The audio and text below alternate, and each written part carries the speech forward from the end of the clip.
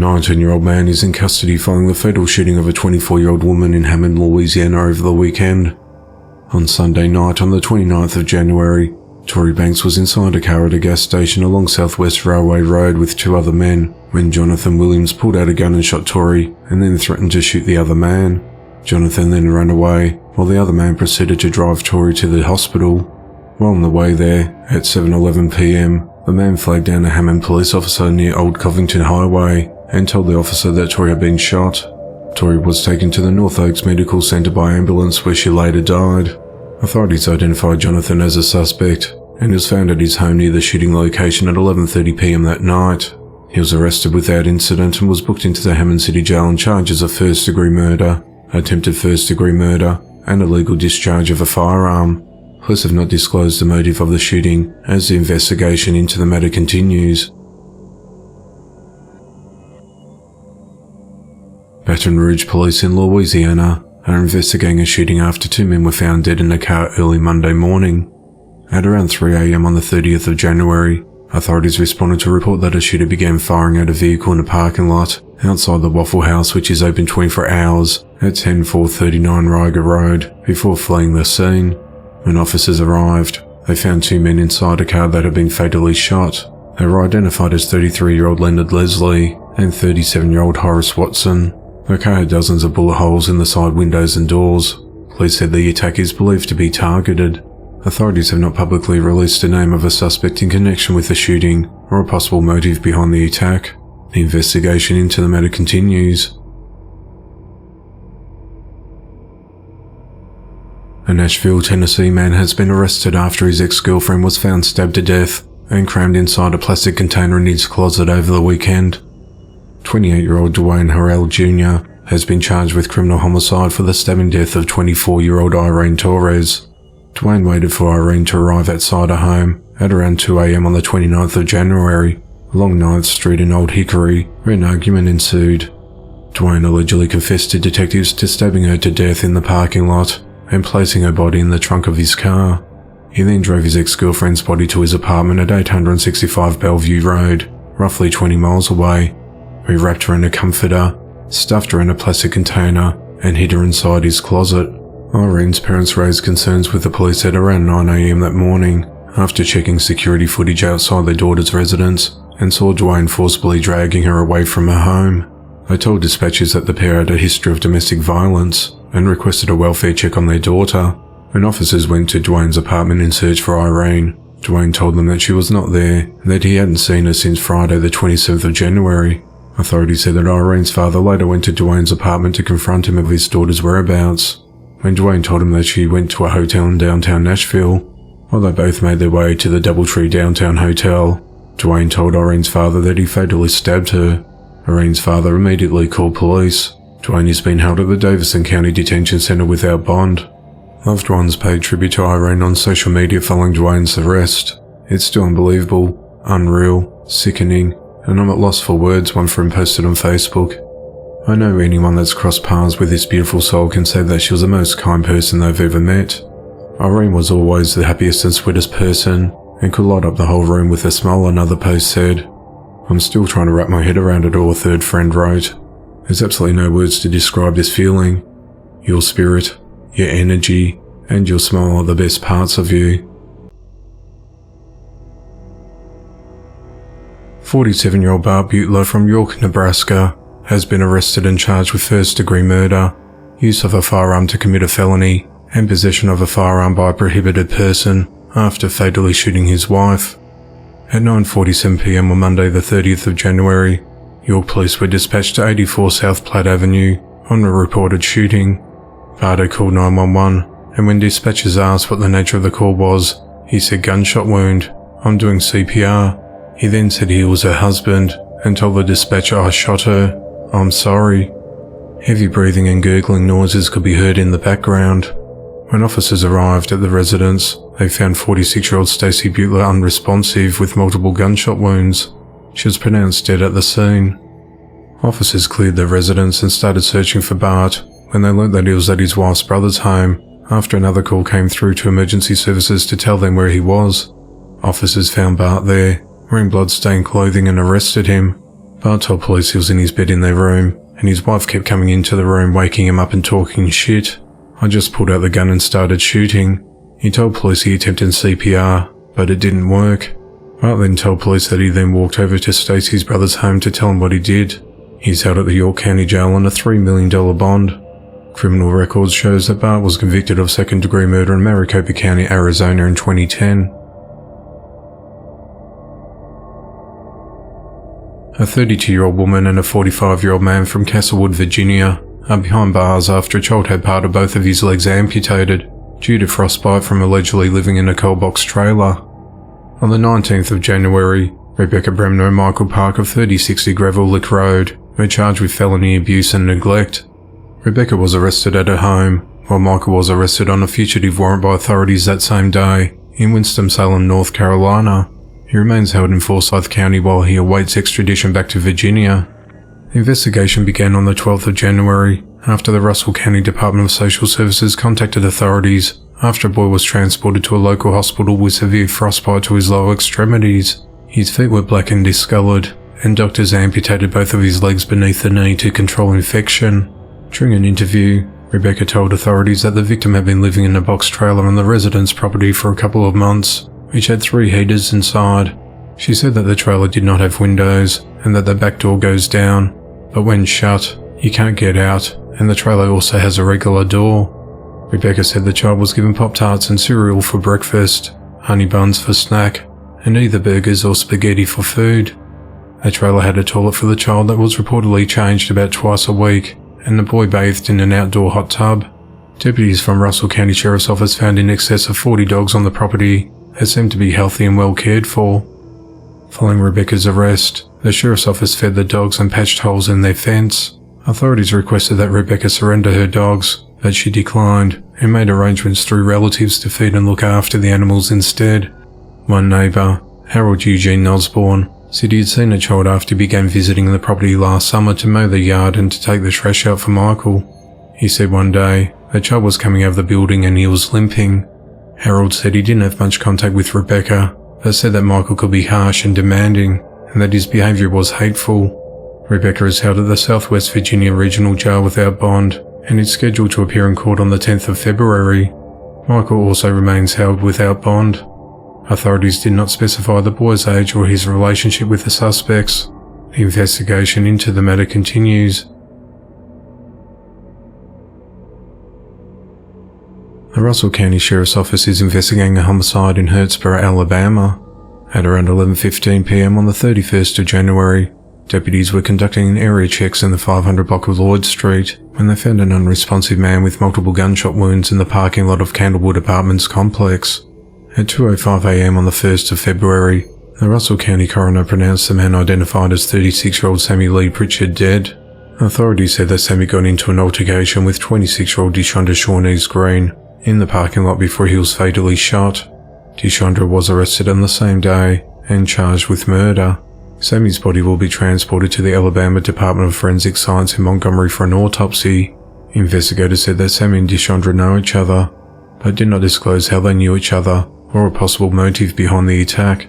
No other information has been released as the investigation into the matter continues. Authorities are investigating the fatal shooting of a 21-year-old man in Kansas City, Missouri early this week. At 10:45 p.m. on Tuesday, the 31st of January, police responded to a report of gunfire coming from the area of East 24th Street and Brighton Avenue. When officers arrived, they found 21-year-old Dimitri Carr seated inside a vehicle, suffering from several gunshot wounds, one of which he was shot in the back, which proved to be lethal when he died at the scene before paramedics could arrive to save him. There's no suspect information available from police at this time, and no one's been taken into custody. Anyone with information in the case is urged to contact Crime Stoppers. A 20-year-old man is behind bars and is accused of shooting another man outside a convenience store in Augusta, Georgia last week. On Wednesday, the 1st of February, Richmond County deputies arrested Brandon Safford and charged him with aggravated assault with a weapon and criminal damage to property in the first degree. The shooting occurred at just before 11:30 p.m. on Friday the 27th of January at Circle K located at 3412 Mike Paget Highway. The victim was standing outside the store when a silver sedan pulled up, and a man got out of the passenger side and walked up to the victim when he began firing a handgun. The victim then returned fire. When deputies arrived, they found the 18-year-old victim, whose name remains anonymous, lying in front of the cash counter bleeding from his left arm and left leg. Emergency medical crews were called to the scene to give aid to the victim, and he was taken to the Augusta University Medical Center, where his condition is unknown. A handgun was found in the trash can at the entrance of the store, and bullet casings were found in the parking lot. The store's front windows were also damaged by gunfire. Authorities have not released a possible motive in the shooting. A juvenile is in custody after a man was fatally shot during a home invasion in Milledgeville, Georgia on Thursday morning. At around 12:40 a.m. on the 2nd of February, deputies from the Baldwin County Sheriff's Office responded to a call and a report of a shooting at 145 Black Springs Road. When deputies arrived at the scene, they found 18-year-old Syed Devin Harvey with multiple gunshot wounds. He was rushed to a local hospital, but later succumbed to his injuries. Authorities learnt that multiple people had travelled to Syed's property, and at least one entered the home and started shooting. The teen's family was present during the ordeal, but no one else was injured. The Georgia Bureau of Investigation said they've issued warrants for 2 juveniles. 1 juvenile is in custody, and more arrest warrants are expected. They have not released the names of the suspects at this time. A Sanford, North Carolina man was charged with murder on Thursday after the body of a missing man was found dismembered and covered in concrete in a barrel. The Lee County Sheriff's Office charged 42-year-old Jackie Lamar Bright with the murder of Michael Bradley Cox, who had been reported missing since December. The Sheriff's Office said deputies searched for 2 days across a heavily wooded area of Jackie's property at 1675 Farrell Road, as well as adjoining land, before finding a 55-gallon barrel filled with concrete and suspected human remains. The North Carolina Medical Examiner's Office removed the concrete and found the body, which was positively identified as Michael's remains. Jackie has an extensive criminal history and was released from prison in May. He was on parole when he was taken into custody for drug charges on the 6th of January. He bonded out of jail and was arrested again on the 11th of January before being charged with the murder of Michael. Jackie is in custody at the North Carolina Department of Corrections. The investigation's ongoing and additional charges are expected.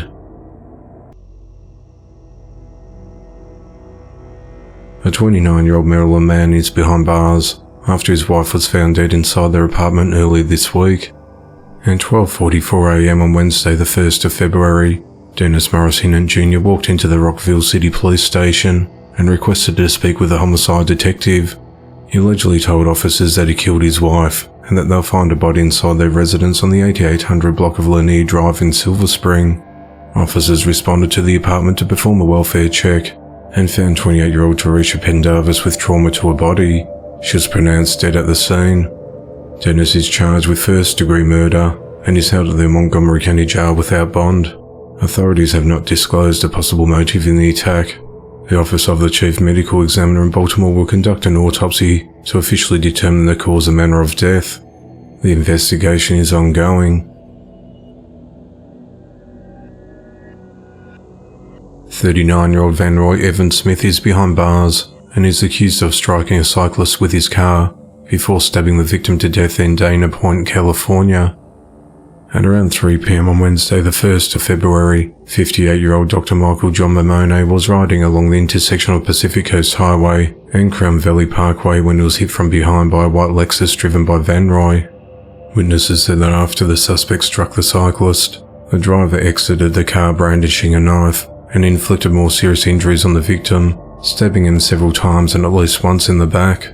The motive behind the attack remains unclear, and police said the 2 men were strangers. However, witnesses also claim that Van Roy was initially holding a BB gun when he first approached Michael, when they heard the gunshot followed by the suspect making a racial slur, muttering something about white privilege.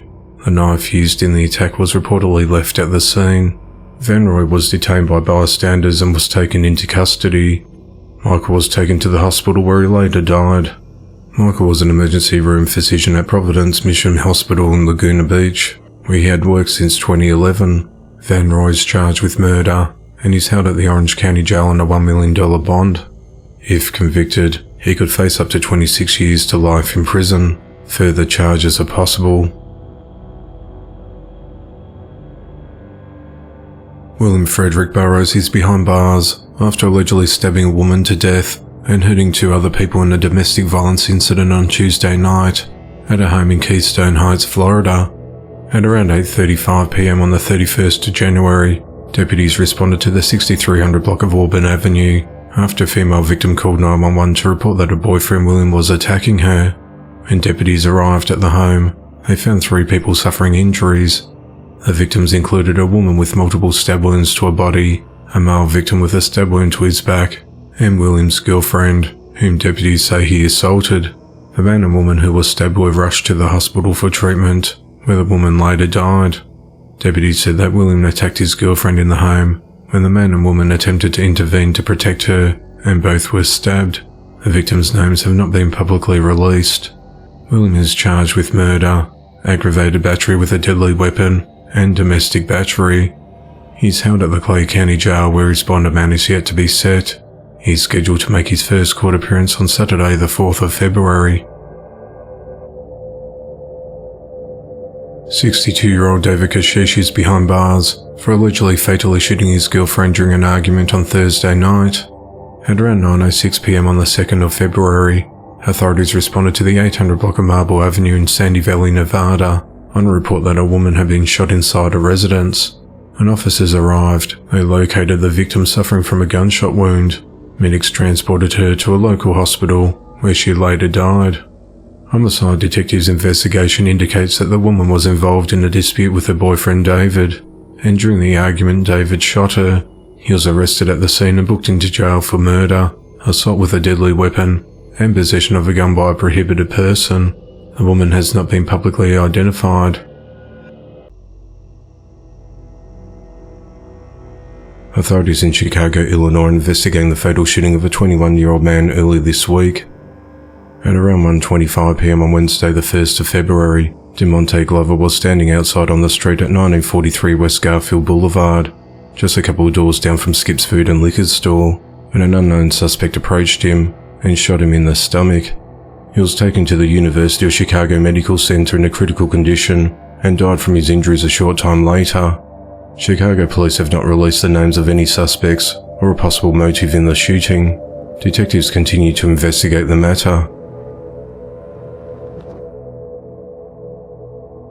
Authorities are investigating the shooting death of a 15-year-old boy in South Toledo, Ohio on Friday afternoon.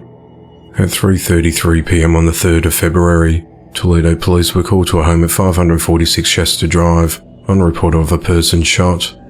When officers arrived at the property, they entered the premises and found Donald Hogan, who had been shot at least once. Emergency crews rushed Donald to the University of Toledo Medical Center, where he later died. Investigators have ruled his death a homicide. Authorities have no suspects to date and have not revealed a possible motive in the shooting. Anyone with information on the case is urged to contact Crime Stoppers. 43-year-old Justin Torrance Sr. of Forest Park, Ohio, is behind bars after allegedly stabbing another man to death.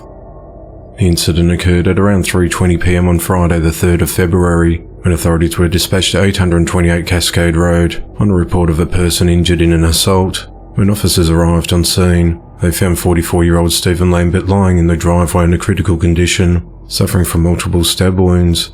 He was transported to the University of Cincinnati Medical Center, where he later died. Witnesses told police that Justin intentionally killed Stephen after stabbing him multiple times following a verbal altercation. Justin then fled the scene in a car, but he was apprehended later that day. Justin is charged with murder and is held at the Hamilton County Justice Center on a $750,000 bond. The Travis County Sheriff's Office has identified a man who was shot and killed at an apartment complex early Thursday morning in North Austin, Texas. At 12:56 a.m. on the 2nd of February, authorities responded to the Ridgecrest apartment complex, located at 3101 Wells Branch Parkway, on report of shots fired. When deputies arrived at the scene, they found 26-year-old Rashad Anthony Walker dead from multiple gunshot wounds outside his apartment.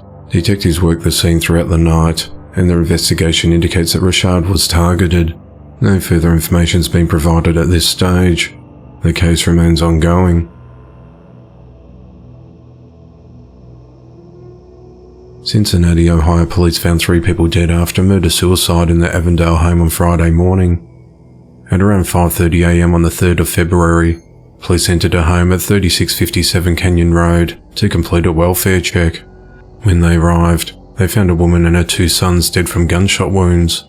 Police have identified the deceased as 38-year-old Darlene Flores and her 2 sons, 19-year-old Eric Johnson Jr. and 16-year-old Rodrigo Johnson.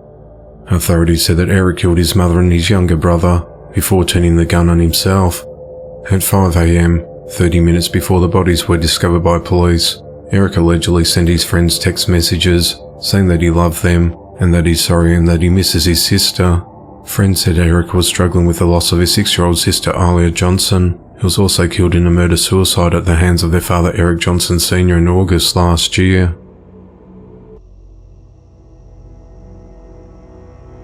An argument between neighbours has resulted in a fatal shooting in Berlin, New Hampshire on Friday morning. Police have arrested 44-year-old Nomar Ramos Rivera and charged him with second-degree murder.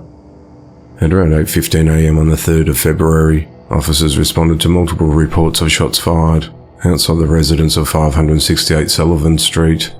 When they arrived, they found 40-year-old Christopher Veliz outside the building with multiple gunshot wounds and later died at the scene, and his death was ruled a homicide. Police said that Nomar also shot at a nearby car with 2 people inside and is also facing 2 counts of reckless conduct with a deadly weapon. Nomar is held at the Coos County Jail without bail.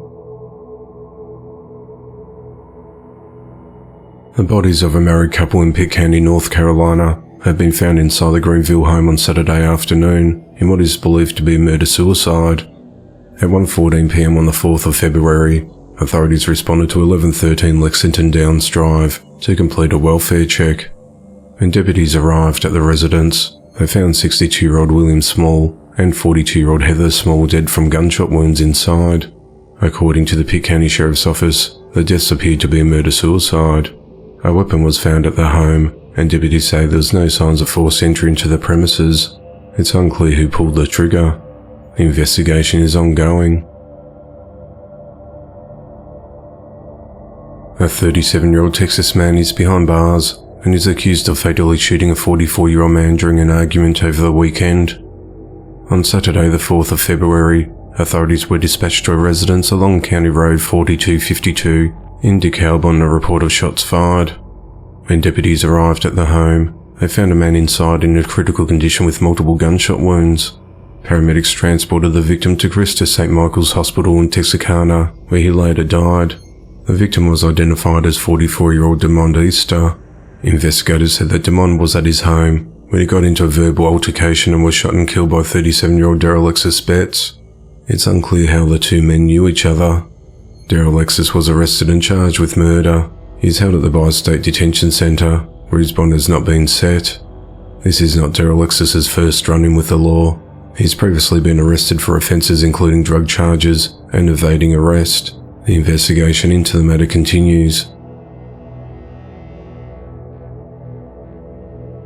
A man has been arrested after he inappropriately touched juveniles at a public swimming pool on Friday morning.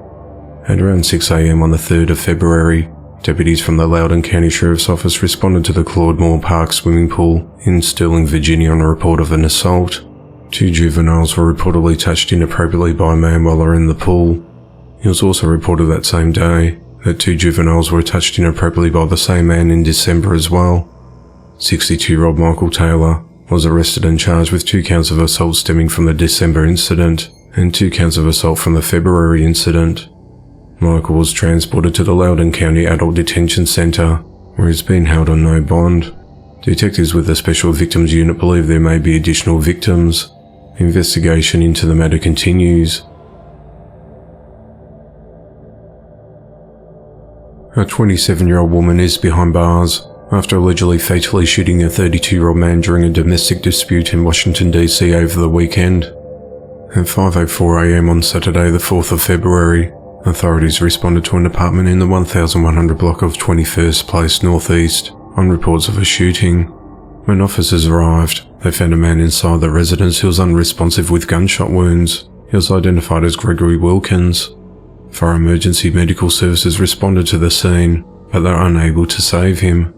The suspect, Diamond Stevenson was arrested and is charged with second-degree murder while armed. The detective's investigation revealed this offence was domestic in nature. A 34-year-old Houston, Texas man has been charged with murder in connection to a woman found dead in a newly built home that she was contracted to clean. At just before 5 p.m. on the 31st of January, 57-year-old Maria Rios of Rocheron was found dead inside a vacant home at a construction site at 1303 Green J Lane in Lamarck by the property manager of the new Sunset Grove subdivision. Authorities responded to the bloody scene and said that Maria's injuries indicated that she was a victim of an assault, and her death was definitely a homicide. Investigators identify Carlos Balcazer as a suspect after linking him to evidence thrown away in a dumpster along Gulf Crest Boulevard, about 7 minutes from his residence on Broadway Street, although they have not disclosed what that evidence is. Investigators said that Maria and Carlos knew each other, but did not disclose how, and that this was a targeted attack. On the morning of the 2nd of February, Carlos was arrested at his apartment. After being treated for injuries he received during his arrest, he was taken to the Galveston County Jail. He is charged with murder and tampering with evidence. Bond was set at $290,000, but since Carlos is on an immigration hold, this has been denied. Maria was a mother of 3 daughters and a grandmother of 4 grandchildren. Maria's daughters have no idea why someone would want to hurt their mother. They described her as a hard worker and an amazing woman who was full of life. The investigation into the matter continues. A 29-year-old man is behind bars after allegedly fatally shooting a 31-year-old woman in a hotel room in Amarillo, Texas over the weekend. At around 7:30 a.m. on Sunday the 5th of February, authorities responded to the Woodspring Suites, located at 4601 East Interstate 40, on reports of a possible homicide. When officers arrived, they found Kendra Vella dead inside a room with multiple gunshot wounds. Investigators identified the suspect as 29-year-old Trey Philip Greenleaf. They tracked him down that night to the Baymont Inn and Suites Hotel at 1700 East Interstate 40. The SWAT team took Trey into custody at 7:40 p.m. He is charged with murder and is currently being held at the Potter County Detention Center. The motive in the attack is unclear, as the investigation into the matter continues.